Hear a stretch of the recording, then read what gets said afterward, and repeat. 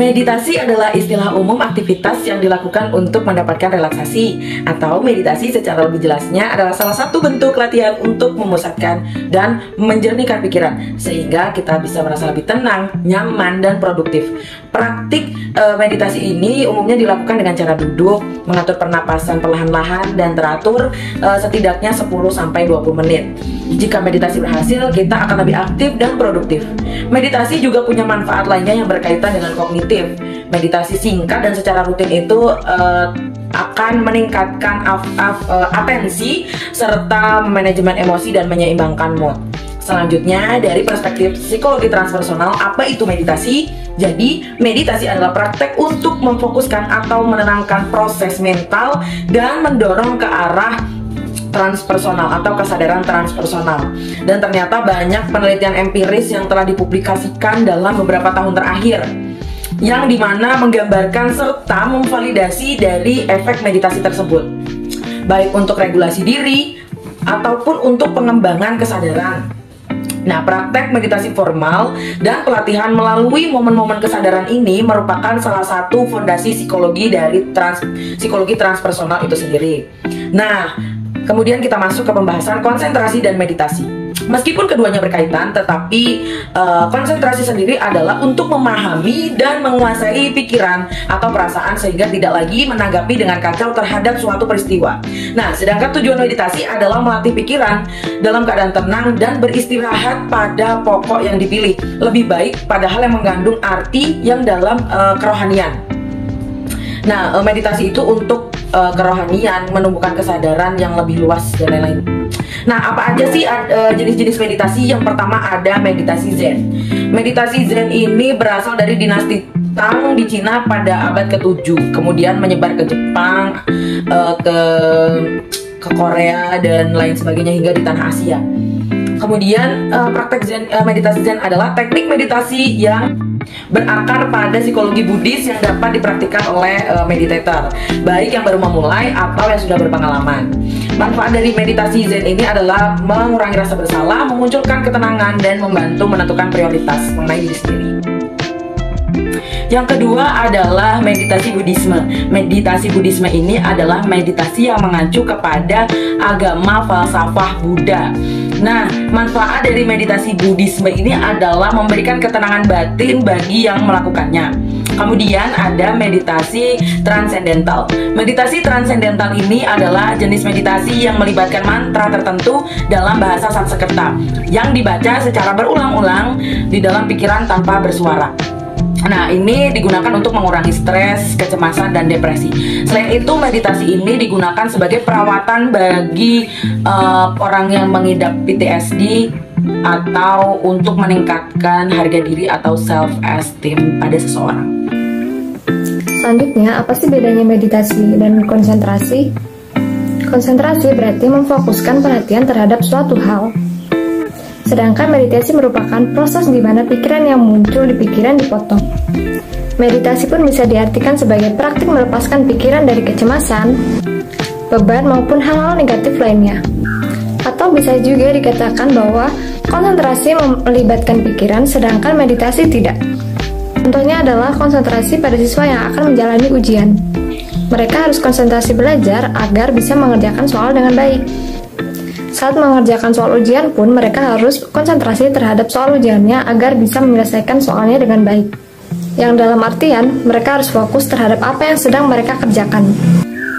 Meditasi dalam agama biasanya digunakan untuk mengontrol pikiran dan mendapatkan ketenangan pikiran.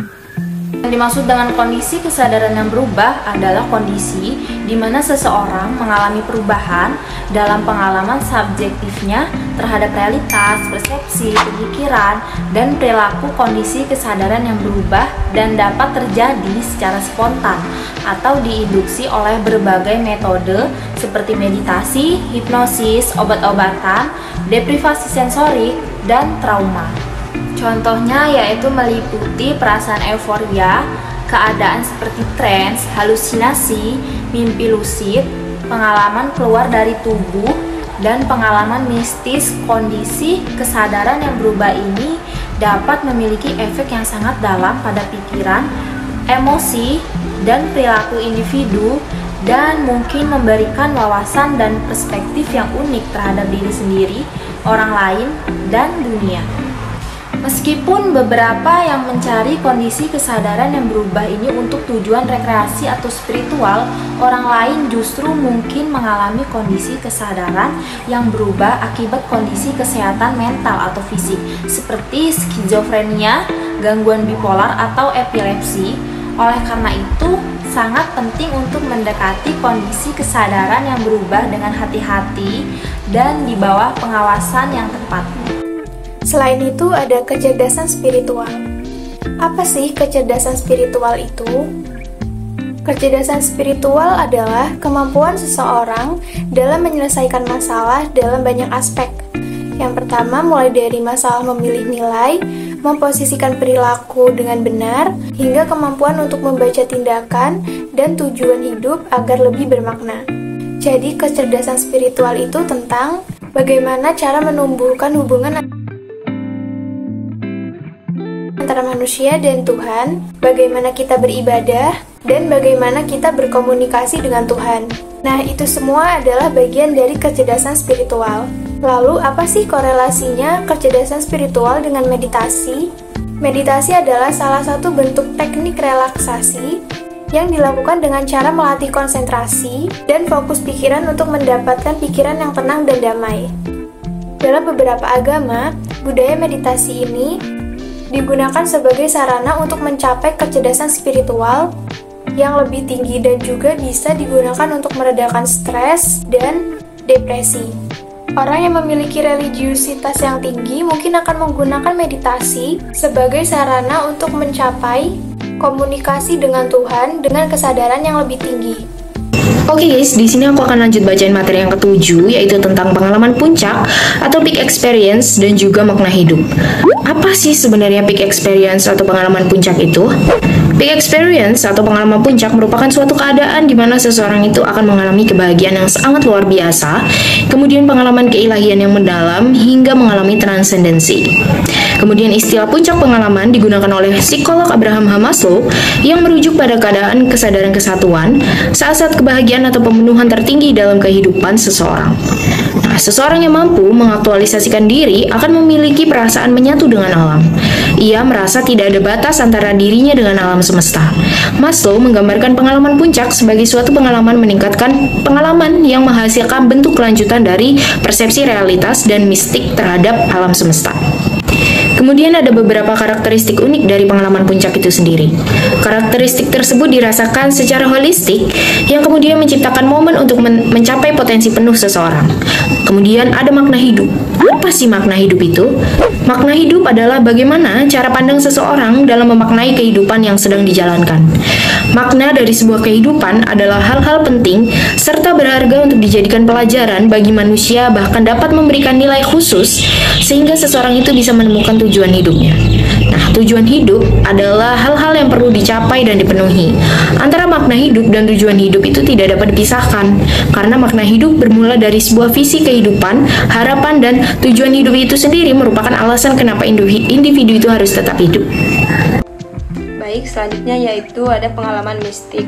Pengalaman mistik adalah pengalaman yang tidak dapat dijelaskan secara rasional, tetapi memberikan kekuatan spiritual yang kuat bagi orang yang mengalaminya.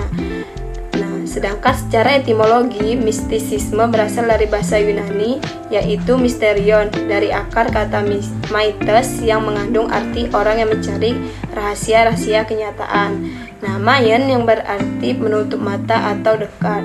Jadi, untuk memperoleh pengalaman mistik, seseorang harus menutup pintu kesadarannya dari pengaruh dunia luar dan masuk dalam dirinya, sehingga ia menemukan dirinya berada dalam kesatuan dengan Tuhan. Adapun pengertian lainnya, yaitu pengalaman mistik adalah sebuah sikap pikiran, sebuah kecenderungan jiwa manusia yang selalu mencari dan berusaha untuk mendapatkan pengalaman yang berhubungan langsung dengan Tuhan, sehingga Tuhan tidak dapat menjadi objek, namun sudah menjadi pengalaman. Adapun contoh dari pengalaman mistik yaitu ketika seseorang yang sedang melakukan ibadah di tempat yang suci, ia merasakan kedekatan dengan Tuhan. Ia merasa seolah Tuhan sedang berbicara langsung kepadanya melalui doa atau meditasi. Jadi yang terakhir itu materi tentang teknik flow. Apa itu teknik flow dan bagaimana cara kita untuk mencapai teknik flow? Nah, pastinya kita semua pernah mengalami saat waktu berlari tapi tanpa kita sadari. Hal ini biasanya terjadi saat kita akan mengerjakan sesuatu yang kita sukai. Lalu, kita mempunyai pikiran yang fokus untuk konsentrasi. Tidak ada kebosanan, yang ada hanya kesenangan pribadi. Lalu kita sering menjadi lupa diri dan beraktivitas penuh semangat dan motivasi. Kondisi ini secara psikologi disebut flow atau mengalir. Jika seseorang bekerja di dalam keadaan flow ini, maka dia akan sangat bersemangat dan konsentrasi penuh dengan pekerjaan yang sedang ia kerjakan. Kepercayaan dirinya ini menjadi meningkat secara maksimal dan termotivasi penuh untuk meraih tujuannya. Nah, sebesar apapun pekerjaan Anda dan sebesar apapun Anda mencintai pekerjaan Anda, semua tugas dapat Anda kerjakan dengan penuh semangat dan gairah.